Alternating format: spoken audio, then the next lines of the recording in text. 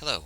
In this video we're going to talk about something that we kind of hope doesn't happen, but in reality we spend a huge amount of our programming time dealing with, and that's errors in our program. There are actually there are several kinds of errors, but the first thing I want to talk about is first rule of thumb with errors. Don't take them personally. Everyone has errors. The best programmer in the world hits compile and sees 200 errors on a regular basis, and it doesn't faze them, and life goes on, and they work with it. So error messages are a part of programming. It's a normal thing. It doesn't mean you're stupid or that you're worse at programming than anyone else who's starting out. Even when you're an expert programmer, as you will be, you'll still face errors very regularly. Second rule with errors: don't attempt to fix the code until you understand the error message.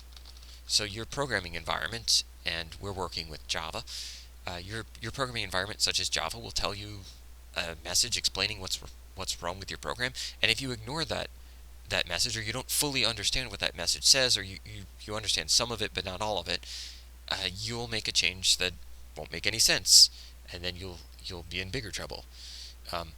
Here's another rule, and I think it's related. You should never be guessing how to fix your code.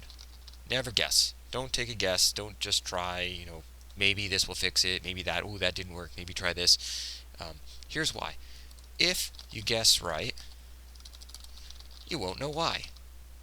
You won't have learned anything, and you'll face the same error message again. Or not the same error message, you'll deal with the same situation in the future. So you definitely want to understand every time you have some sort of error condition what it actually means.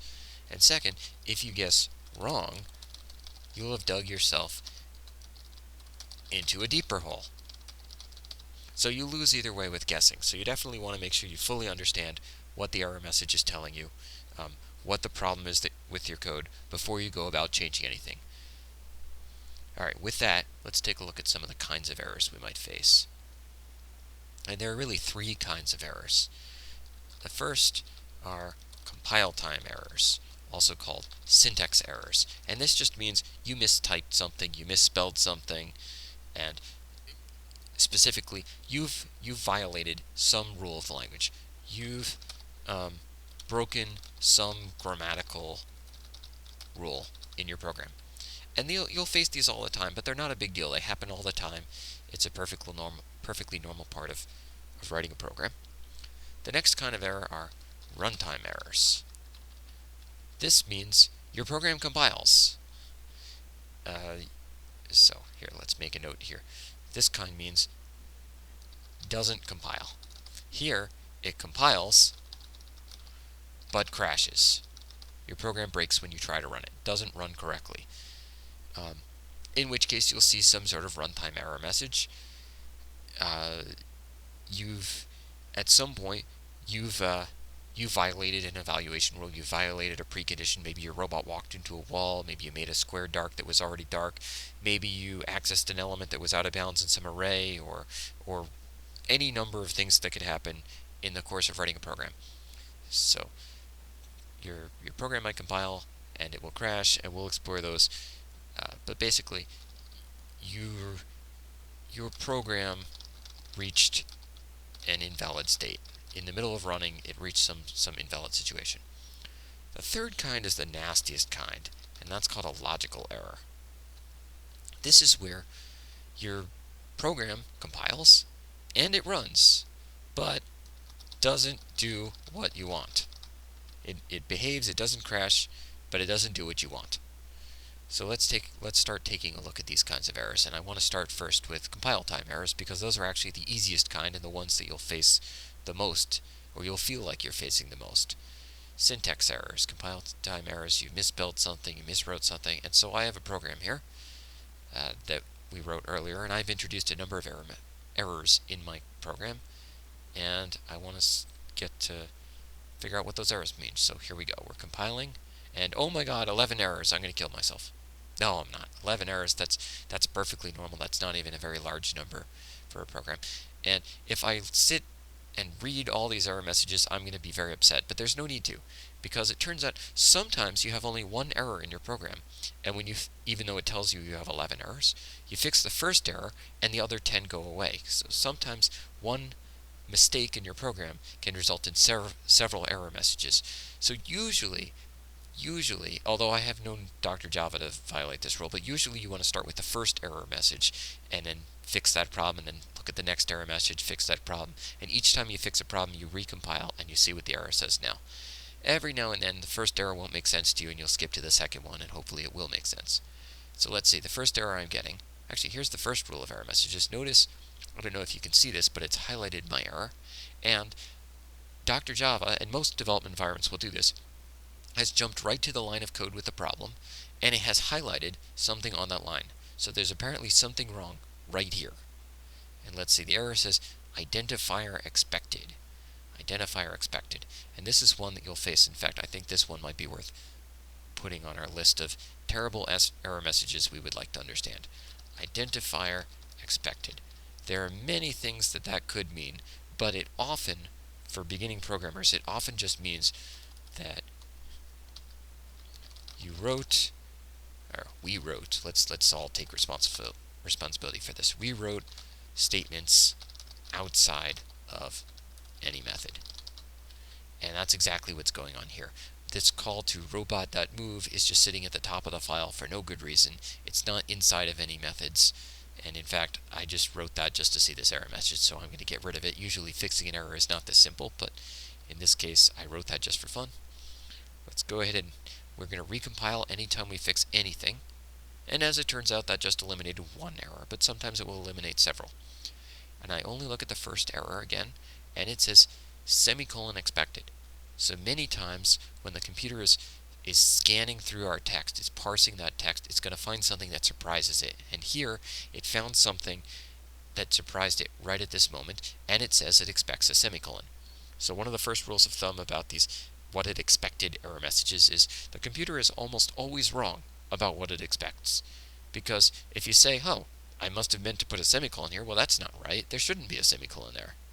In fact, let's see, if we hit compile again, now it says illegal start of expression. We'll deal with that one. All right. So just because it expects something doesn't mean it's right. It just means it was surprised by something at this point or earlier. And if we work backwards, we find something surprising. There's this letter S sitting at the end of this line for no reason. Maybe I hit Control S to save my file and didn't have Control down, and an S appeared in my file. So wherever the error message occurs, we're going to walk backwards until we see something that would explain why the computer might be surprised. Okay, so I shouldn't have an S there. I will go ahead and delete that. Hit F5 to recompile. 9 errors. Class, interface, or enum expected. This is one that's worth writing down. Class, interface, enum expected. And that turns out that it usually means we have too many closing braces. These are the disgusting Java error messages we have to get used to. Class, interface, enum expected simply means we probably have too many closing braces. And if we start from this point and we work our way backwards, we will hopefully find where we have too many closing braces. And, whoop, 2 closing braces here. Let's expand that so you can see. 2 closing braces on this method. Oops, I didn't want 2 closing braces, so I'll get rid of one of those. And hit F5 to compile again. And now it tells me illegal start of expression. Illegal start of expression. And it turns out illegal start of expression is another one that I have memorized because I've seen it so many times. Illegal start of expression. If you're a beginning programmer, as we are, then illegal start of expression will often mean we didn't close a brace. Forgot to close a brace. So if we look at, and this is just what it usually means to beginners, but it will often mean other things. We'll see that error message in other situations, but if I walk backwards, I find that I indeed forgot to close this method. Okay. In fact, forgot close brace at end of method. So let's try that. And I guess this one was, we have too many closing braces at the end of a method. Okay, let's try again. Compile.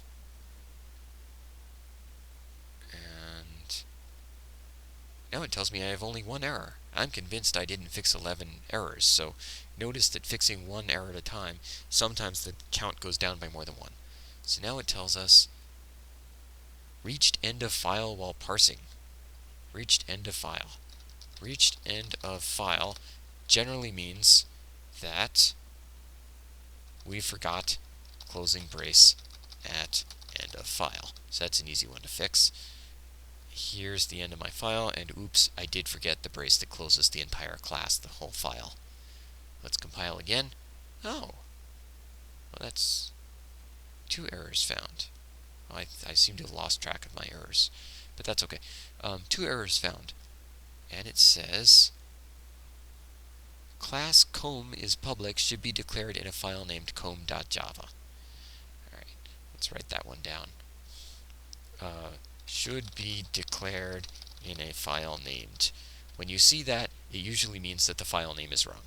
So my file is called comb.java, like it says here, comb.java, but my class name up here says comb lowercase. So yes, Java's that picky, we need to make the C uppercase here. And let's compile that. 3 more errors. 3 more errors. You know what, I think I'll pick up with those 3 errors in the next video because there are going to be more things I want to show you than just those last few error messages. So I will see you there.